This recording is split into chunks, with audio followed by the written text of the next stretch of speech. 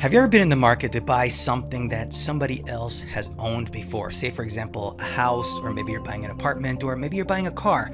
How can you tell that what you're buying really is exactly what the person is actually selling? What has happened to that car? What has happened to that apartment? What has happened to that house? Has there been flooding? Has the car been stolen? Has the car been in an accident? All of these are key things that you need to know, especially when you're buying something of value. But when you're dealing in a world where people are constantly cheating each other, or where there's malware, or there's hackers that are trying to take advantage of you, how can you make sure that what you're buying is actually what it really is? Blockchain can provide a solution, and in this video, I'm going to tell you exactly how it works. Let's do this. Get ready to change the world, one blockchain at a time, with George Levy, your single source of truth for blockchain, Bitcoin, and cryptocurrency. In this video, I want to talk to you about the concept of having a single source of truth and how blockchain is so important to know exactly what is truth. This whole inspiration for this video came about because I actually saw an episode of Dr. Phil. Dr. Phil is a talk show in the United States, very popular talk show. And in this specific episode, there was a man who actually met a woman that he found very attractive. Now, he started a conversation over the internet with this woman for a very long time. He actually spent over $200,000 to try to get to know this woman. This woman was supposedly living in another country, and he had been sending money to this woman because he fell in love with her. Now, the fascinating part about it all is that the woman had simply disappeared. When Dr. Phil came into the equation, Dr. Phil actually did some research and found out that the woman wasn't really who he thought she was. As a matter of fact, he fell in love with someone who had stolen the identity of someone else. So the man was a victim because he had lost over $200,000 in the process of trying to meet a woman that he fell in love with. And yet, the real woman was actually someone completely different, and she was the victim of an identity theft. So what you have is a poor woman who had her identity stolen, and then her identity was used to actually trick this other man to spend over $200,000 to bring her back. They were both victims. As the world becomes digital and becomes more and more computer-driven, it becomes a lot harder to distinguish what is truth. Blockchain can provide a single source of truth that's permanent and immutable and that everybody can see. So I wanted to record this video to give you some examples so you understand how it all plays out.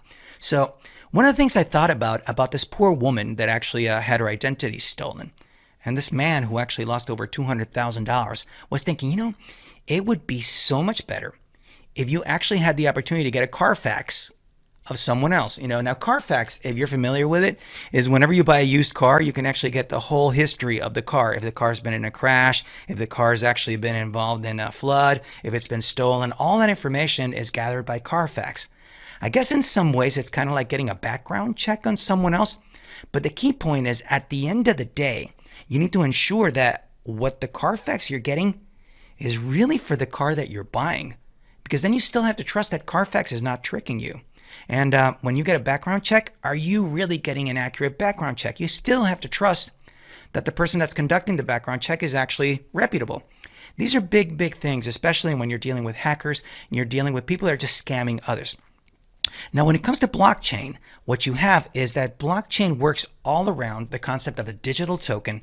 And that digital token, every single transfer of that digital token is recorded permanently and immutably on the blockchain. So for instance, I've recorded another video where I actually show a can of tuna. In this case, it's a packet of tuna.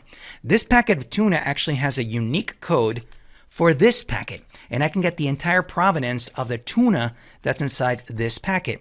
And this gives me visibility as a consumer to see everything that's happened to the tuna that eventually made it into here. Now, the interesting thing about all of this is that as of the recording of this, I have all the information of this tuna on that specific code. But the code doesn't tell me who owns the packet of tuna. See, the key thing is the digital token gets as far as the provenance of the tuna, but I don't have the information of who owns this tuna in that record. There's a next level, which is this mug. This mug actually belongs to me. I actually bought this mug, and it was recorded on a transaction on the VeChain blockchain.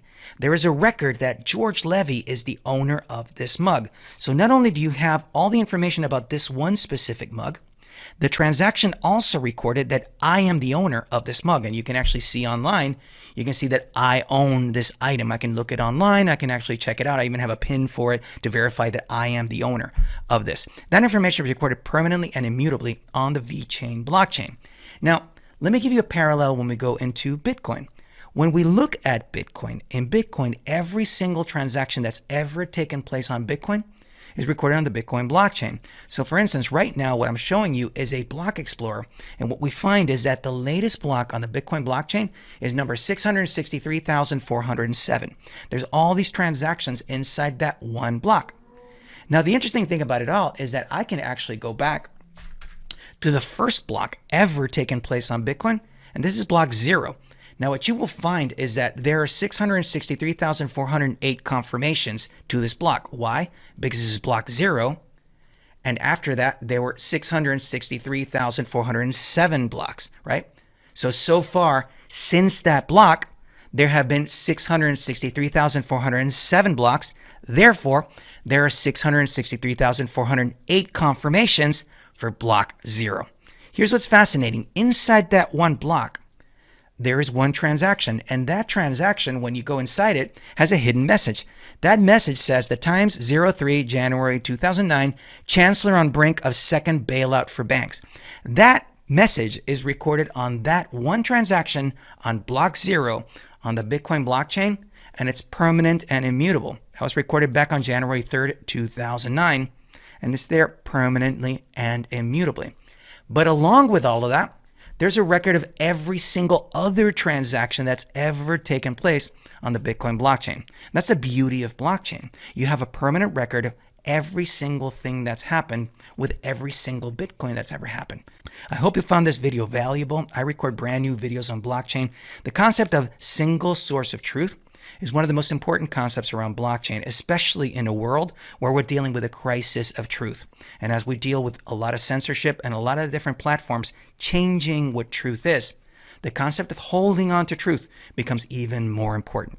I hope to see you in future videos. If you haven't subscribed yet, click subscribe. I publish brand new videos every single week, and I would love to see you. We're changing the world one blockchain at a time. See you next time.